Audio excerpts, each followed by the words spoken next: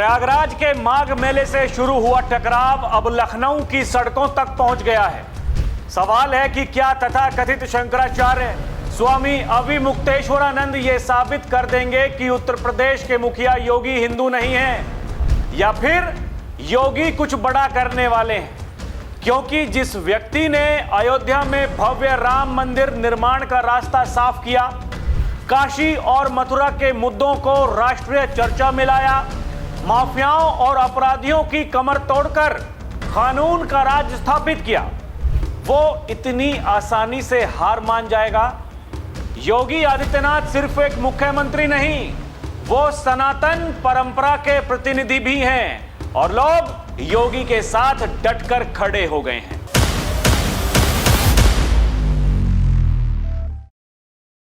दर्शकों नमस्कार, DNP India में आपका स्वागत है। मैं हूं आपके साथ राहुल चौधरी।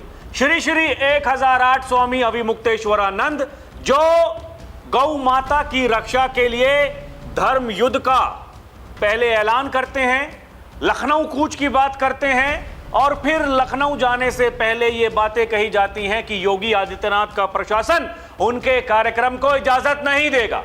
लोग ये माहौल बना रहे थे कि योगी आदित्यनाथ वो जो उन्होंने विधानसभा में कहा कि कोई भी व्यक्ति अपने नाम के आगे शंकराचार्य नहीं लिख सकता है, योगी आदित्यनाथ जिन्होंने कहा कि कुछ कालनेमी हैं जो धर्म की आड़ में सनातन को बदनाम करने का प्रयास कर रहे हैं, योगी आदित्यनाथ लखनऊ पहुंचने से पहले ही स्वामी का रास्ता रोक देंगे।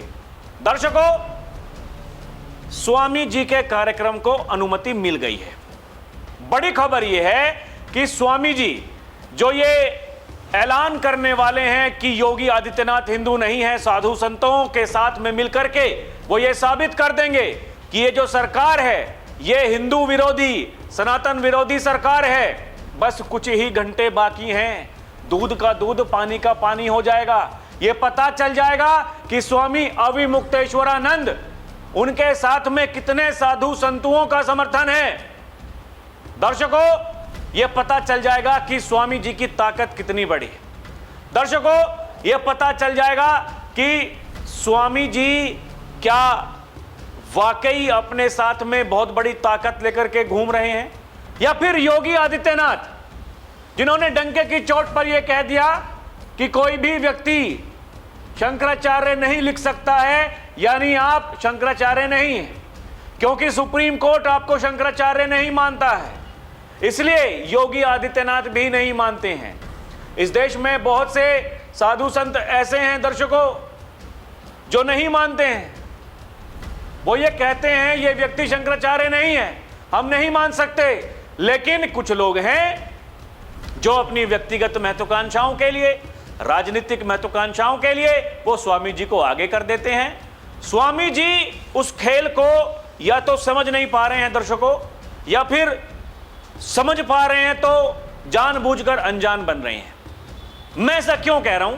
देखिए, कोई भी कार्यक्रम जब होता है तो उसकी अनुमति लेनी होती है प्रशासन से। जब स्वामी जी माघ मेले में पहुंचे थे तो वहां शिविर लगाने की अनुमति भी प्रशासन से ही मांगी थी। प्रशासन ने उनको अनुमति दी थी, और जब वो वहां से आए तो प्रशासन से पूछ करके नहीं आए थे कि भैया हम जा रहे हैं। ये खूब माहौल बनाने की कोशिश की गई कि प्रशासन हमारे संपर्क में है, प्रशासन हमसे ये कह रहा है कि स्वामी जी हम आपसे माफी मांगने को तैयार हैं, हम आपको कंधे पर बिठा करके ले जाएंगे, स्नान कराएंगे, स्वामी जी इस विवाद को खत्म कीजिए। लेकिन प्रशासन ने उस समय कहा हमने किसी से बात नहीं की। यानी सरकार का स्टैंड एकदम क्लियर है। सरकार ये मानती है कि स्वामी जी शंकराचार्य नहीं है, और अब स्वामी जी को अगर ये लग रहा है कि भैया कोई ये तय नहीं कर सकता कि शंकराचार्य कैसे बनेंगे कैसे नहीं, तो सवाल यही है कि स्वामी जी उस कार्यक्रम की अनुमति क्यों मांग रहे हैं?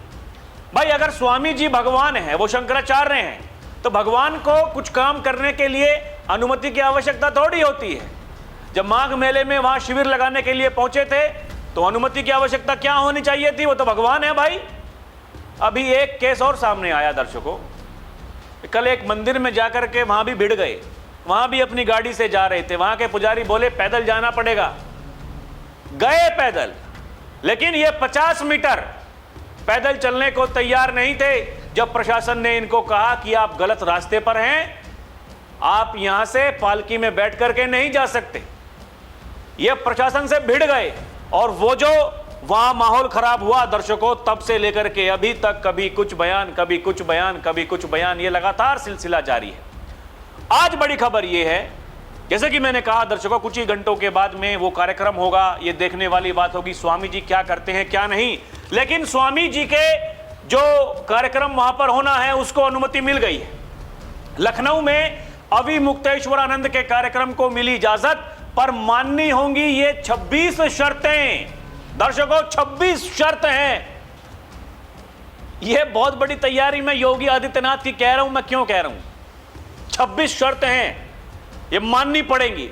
नहीं मानेंगे तो ये मान लिया जाएगा कि भैया आपने जो ये कार्यक्रम किया है, आप प्रशासन को नहीं मानते हैं और जो अनुमति आपको मिली है वो रद्द हो जाएगी। यही लिखा है मीडिया रिपोर्ट्स में। कहा गया है कि लखनऊ प्रशासन ने स्वामी जी को, उनके कार्यक्रम को हरी झंडी दे दी है।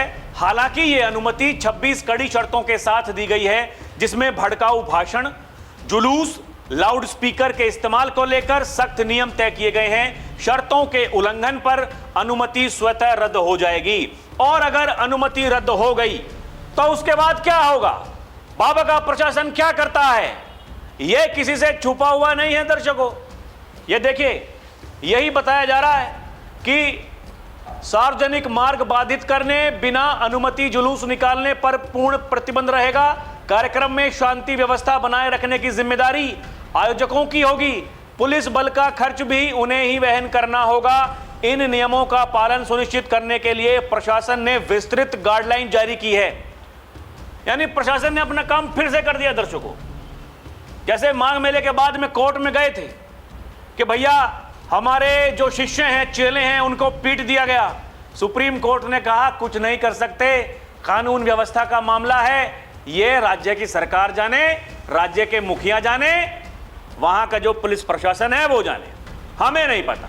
यही दर्शकों मीडिया रिपोर्ट्स में छपा है कि लखनऊ में अविमुक्तेश्वरानंद के कार्यक्रम को अनुमति मिली। 26 शर्तें देखिए यहां बताया गया दर्शकों। मैं आपको पढ़ के बताता हूं, आप इनको जब आप पढ़ेंगे आप समझ जाएंगे कि मामला कितना गंभीर है। धर्म, जाति, संप्रदाय, भाषा के विरुद्ध भड़काऊ भाषण नहीं होगा। किसी राजनीतिक धार्मिक व्यक्ति पर अमर्यादित या विद्वेषपूर्ण भाषा नहीं होगी। नाबालिग बच्चों से विवादित नारे नहीं लगवाए जाएंगे। सीमित संख्या में वाहनों का प्रवेश होगा, यातायात बाधित नहीं होगा। पारंपरिक ध्वजदंड के अलावा घातक वस्तु का प्रयोग नहीं होगा।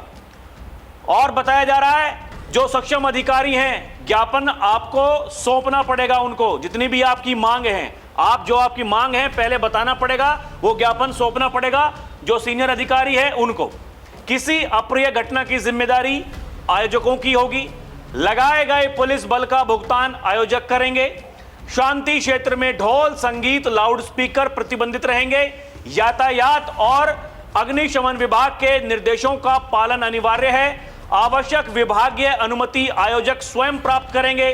सड़क और सार्वजनिक स्थानों पर वाहन पार्किंग नहीं होगी। ध्वनि प्रदूषण नियम 2000 के मानकों का पालन होगा।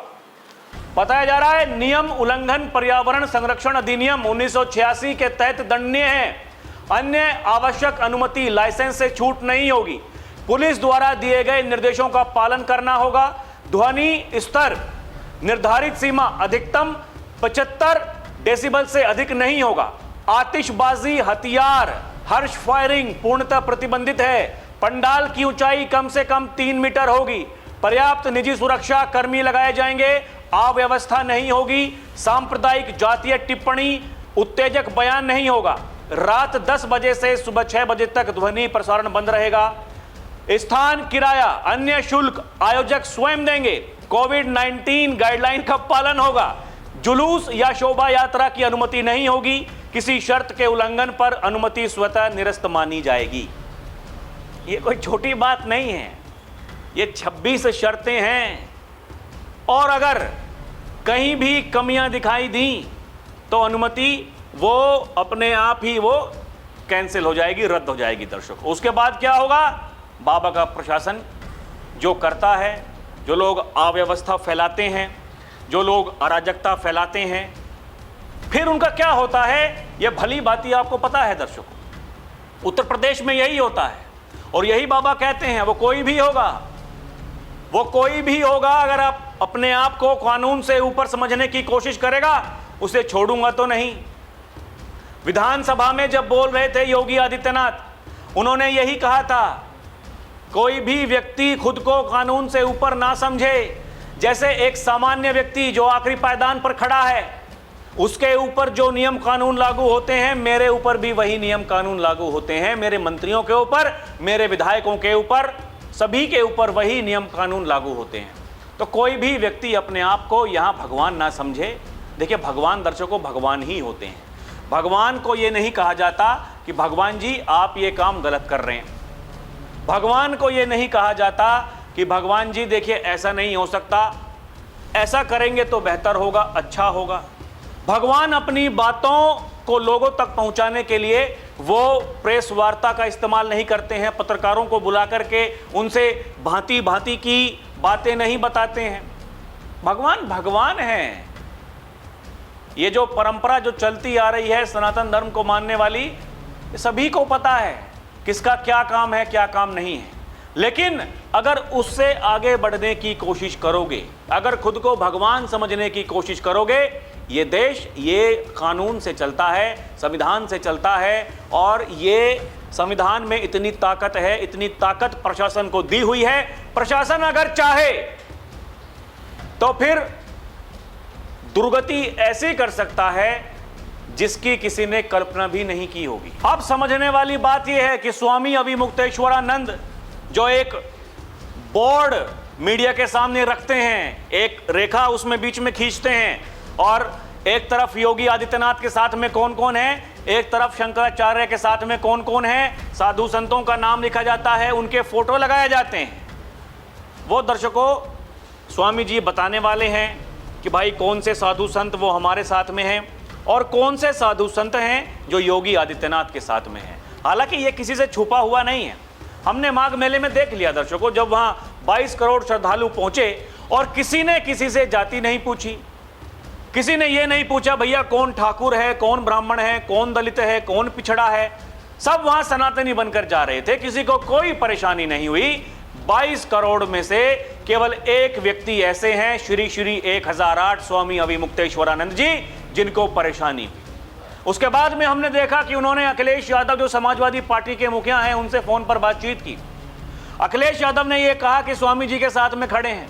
अखिलेश यादव की पार्टी लगातार ये ट्वीट कर रही है, हम शंकराचार्य जी के साथ में हैं, ये सनातन विरोधी सरकार है। अखिलेश यादव ये ट्वीट कर रहे हैं कि भाजपा को हटाओ, सनातन को बचाओ। अखिलेश यादव ये ट्वीट कर रहे हैं कि भाजपा वाले जब जाएंगे तो फिर सनातन आस्था, हम सब चीज़ों का ध्यान रखेंगे। इस सरकार ने सब कुछ गड़बड़ करके रख दिया है। अखिलेश यादव ये कह रहे हैं, राहुल गांधी ये कह रहे हैं, उनकी पार्टी के बड़े बड़े नेता ये कह रहे हैं कि हम शंकराचार्य जी के साथ में हैं। दर्शकों कुछ लोग तो ये भी कह रहे हैं कि वहाँ रैली में जो ये लाल टोपी वाले लोग हैं, ऐसा भी हो सकता है कि कुछ देर के लिए जो अपना ये पहनावा जो है इनका, उसकी जगह ये भगवा कपड़े पहन करके वहाँ पर आ जाएं। भाई समर्थन दिखाना है, स्वामी जी के साथ में है नहीं, ये तो कह ही रहे हैं, ये तो पहले दिन से ये कह रहे हैं और आज भी यही कह रहे हैं। देखिए, अव्यवस्था की जब बात आती है, जब कानून की बात आती है, तो योगी आदित्यनाथ अपनी भाषा का जब वो प्रयोग करते हैं, दर्शकों स्पष्ट शब्दों में बता देते हैं क्या सही है, क्या गलत है, क्या होना चाहिए, क्या नहीं होना चाहिए। उन्होंने सदन में बता दिया था। कुछ लोगों को समझ में नहीं आ रहा है, कुछ लोग मुगालते में हैं, तो जो लोग मुगालते में हैं मुगालते में रहें, कोई उससे फर्क पड़ता नहीं। दर्शकों अगर उनकी जो ये यात्रा है उसको इजाज़त मिली है, लखनऊ में कार्यक्रम की इजाज़त मिली है, तो आप ये समझिए कि वो 26 शर्तें जो बताई गई हैं वो कोई छोटी शर्त नहीं है। अब आप ये समझ लीजिए, अगर कुछ भी ऐसी कोशिश हुई, उस मंच से कुछ भी ऐसा सामने आया, तो फिर प्रशासन अपनी कार्रवाई करेगा। प्रशासन ये नहीं देखेगा कि भैया कौन यहाँ पर अपने आप को भगवान मानता है और कौन साधारण व्यक्ति मानता है। कानून जैसे साधारण व्यक्ति पर लागू होता है, वैसे ही ये जो लोग हैं जो इस तरह की बातें करते हैं धर्म की आड़ में, जो लोग गौ माता को ये बचाने की बात कर रहे हैं कि भैया हम लखनऊ में ये साबित कर देंगे कि ये सरकार ये गौ माता के लिए कुछ नहीं कर रही है, इनके पास में समय नहीं है, ये पश्चिम बंगाल में चले जाएं, ये तमिलनाडु में चले जाएं, ये तेलंगाना में चले जाएं, इनके पास में समय नहीं है, ये केरला में चले जाएं, लेकिन ये उत्तर प्रदेश में आएंगे क्योंकि यहाँ पता है यहाँ बाबा हैं। बाकी दर्शकों जो आपको समझ में आता है हमें कमेंट करके बताएं। अभी के लिए इतना ही। आप देखते रहें DNP इंडिया, हर खबर भरोसे के साथ। बहुत बहुत धन्यवाद। नमस्कार। जय हिंद।